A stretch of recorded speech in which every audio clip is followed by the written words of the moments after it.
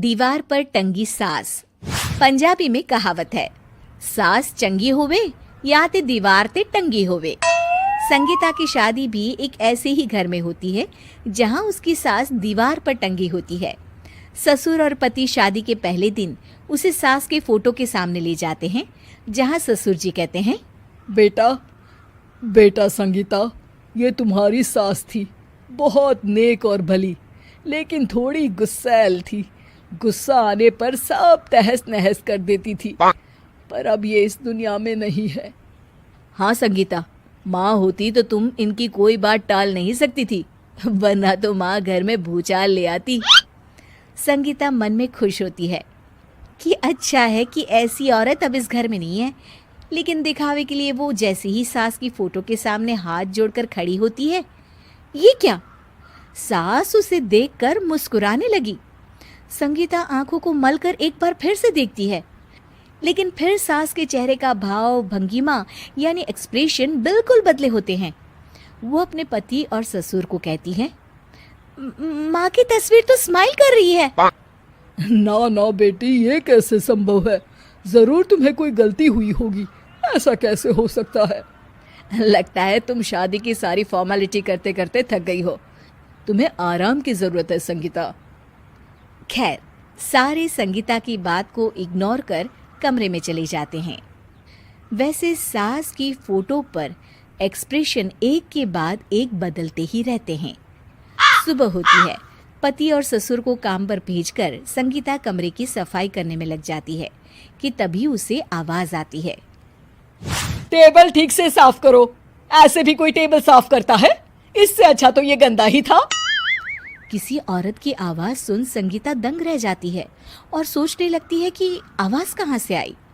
आवाज को नजरअंदाज कर वो फिर से अपना काम करना शुरू करती है, लेकिन इस बार तो आवाज बिल्कुल उसके कान के पास से आती है।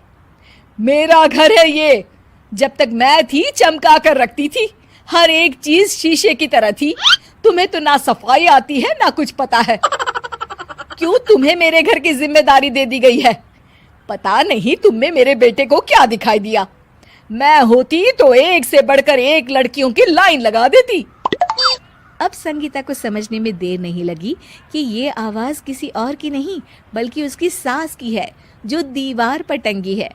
वो उसके पास जाती है और कहती है, नमस्ते सासू माँ, मुझे तो कल ही लग रहा था कि दीवार में कुछ काला है। वो दीवार नहीं, दाल होती है पगली। सही पकड़े हैं सासू माँ। तो क्या हो गया आपको जो आप यहाँ भी चैन से नहीं बैठी हैं? सुना मैंने आपका व्यवहार काफी गुस्से वाला था।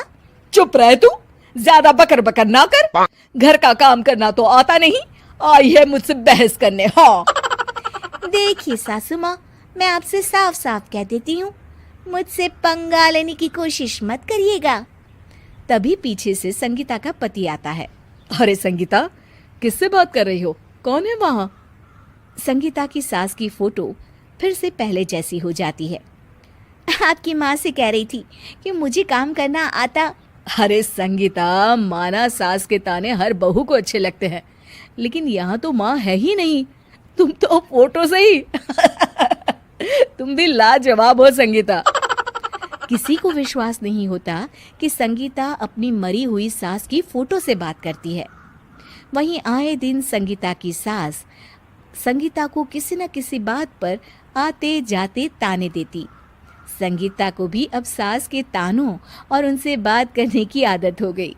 वो कभी खानदान की कहानी तो कभी तीज त्योहार कैसे मनाए या किसी व्यंजन की रेसिपी सास से ही पूछती। सारा दिन घर में अकेली संगीता की सास अब उसके लिए तानों के साथ पक्की साथी की तरह भी रहने लगी थी, जो किसी और को नहीं बल्कि संगीता को ही सुनाई देती। तो देखा आपने, सास बहू का रिश्ता हर रिश्ते से ऊपर होता है, फिर चाहे वो खट्टा हो या मीठा।